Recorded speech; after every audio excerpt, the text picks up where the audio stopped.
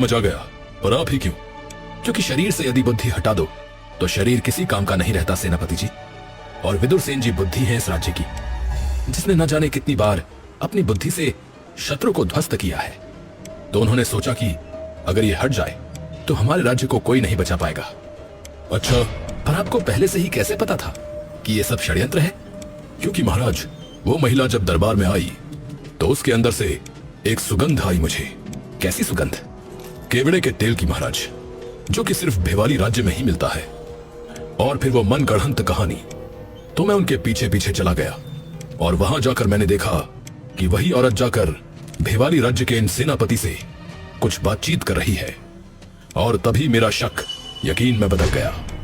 अर्थात इसीलिए आप उस दिन सभा में देर से आए थे? जी महाराज, परंतु जब आपको इसका ज्ञान था तो आपने बताया क्यों नहीं और अकेले क्यों गए? क्योंकि यही तो वो कार्य है जो पूरा करना था महाराज। मैंने इसलिए नहीं बताया क्योंकि जब मैं गया तो उन सेनापति के साथ मैंने एक और व्यक्ति को वहां देखा। किसे?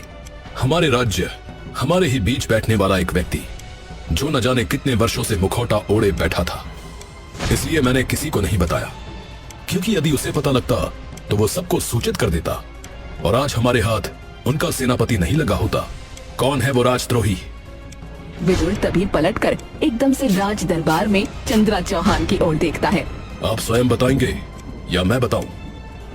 चंद्रा चौहान सामने की ओर भागने लगता है। तभी सेनापति उन्हें अकेले ही धर दबोचता है। ऐसे कैसे जाओगे? इन्हें भी ले जाओ इनके सगों के साथ कारागृह में। सभी सैनिक तभी उन्हें बंदी बनाकर अंदर कारागृह में ले जाते हैं।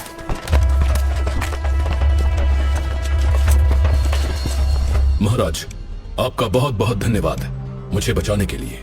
आपकी बुद्धि ने और आपके संकेतों ने ही आपको बचाया है विदुर जी।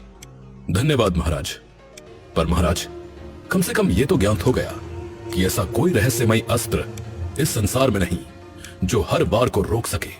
अवश्य है, वो अस्त्र हमारे सामने खड़ा है विदुर सेन जी, और वो है आप, जिसने आज तक हम पर या इस राज्य पर एक बार भी कोई आंच नहीं आने दी।